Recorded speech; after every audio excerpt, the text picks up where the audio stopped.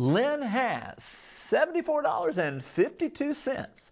A lot of money to divide evenly among his 3 sons. How much should each son receive? All right, once again, Lynn has $74.52 to divide evenly among his 3 sons. How much should each son receive? All right, first of all, let's look at this problem, okay? Let's just take a look at it here. And we're going to divide this evenly. I kind of in my mind am curious, will it divide evenly? That's the first thing. Or are we going to have this repeating decimal situation that can happen when you divide by a 3? And if you'll add these digits across through here, these 4 digits, 7, 4, 5, and 2, you're going to get a sum of some sort. Well, that was a nice little line there, isn't it? Sum of some sort. But you will get a sum, and you look at that sum, and if it will divide evenly by 3, you know that $74.52 will divide evenly by 3. So let's add these digits up first. Okay, that's the first thing we're going to do. 7 and 4 gives us 11. Add 5 and 2, that's 7 more. 11 and 7 give us 18. And you know what? 18 is very divisible by 3. It also is divisible by 3. So that tells me that I can divide 3 in there evenly. We're not going to have some crazy repeating 3 or crazy repeating 6 on this, all right? Which can happen when you're dividing by 3, all right? So let's take a look. We're going to do long division style. We're going to take this back for you guys in the 4th, 5th, and 6th grade that are working with these division moments. Let's see what's going on. Notice I said 5th and 6th grade. Actually, we never quit dividing things. We just eventually kind of go to a calculator. But 4th, 5th, and 6th grade, you're still working on the skills here and thinking about number sense that makes this work. So what we're looking is for some number that if we multiplied it by 3 would get us back to $74.52. Now, a lot of you look at that, younger folks, you say, whoo, that's a long number. I wish the decimal were out there. I bet his sons do too. He'd be getting a lot more money. But this is just a nice little payment off here for some reason, something, what have you. So let's take a look at it. We're going to divide 3 into 7. It will go 2 times. Won't go 3 because 3 is too high. All right? So we're going to look at it. Remember, we're going to be multiplying whatever we put up here in the top. And notice I put it above the 7 because that's what I'm saying. 3 divides into 7, so it needs to line up straight up there, okay? Now, we're going to go ahead and finally get this 2 times the 3. 2 times 3 is going to give us 6. So we're going to bring it right down there. Pretty, isn't it? Line it up and subtract. We're going to subtract. We'll worry about the 4, the 5, and the 2 later. Right now, we got it all about 7 minus 6, which will go with us a 1 to be left over.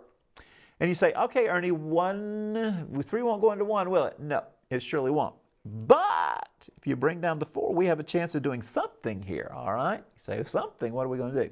Well, we're going to look at it and we're going to say, how about it?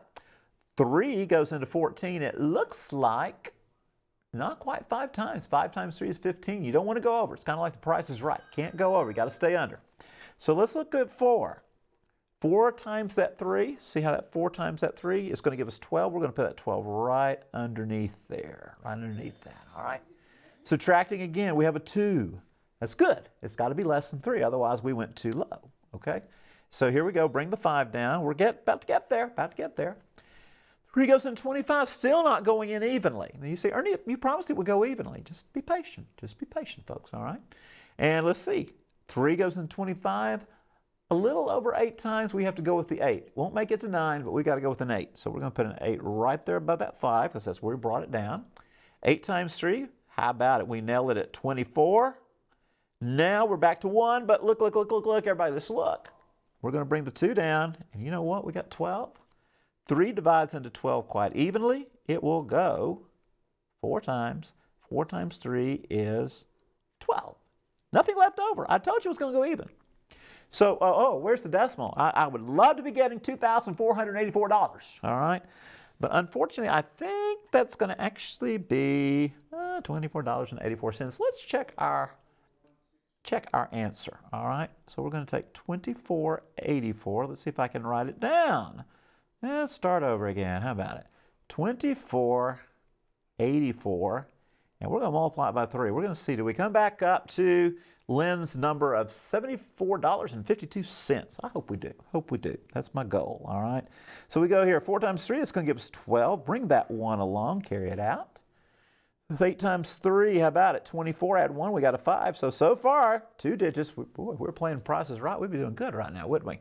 Might win that car. We'd be better, hopefully worth more than $74.52. Let's keep working on it here. Let's bring a 2 right over there. How about it? That's going to give us 4 times 3. Blah, blah, blah, blah, blah. That's going to be 12. Add 2, we get 14. And you know what? We're back to where we started from. It looks like 2 times 3 is 6. Add that little old 1 that got jammed up there. $74.52. That's how you check your division. It's just basically our inverse operations, multiplication and division there, okay? So it checks. We're happy. For more math help, visit TNLearn.org.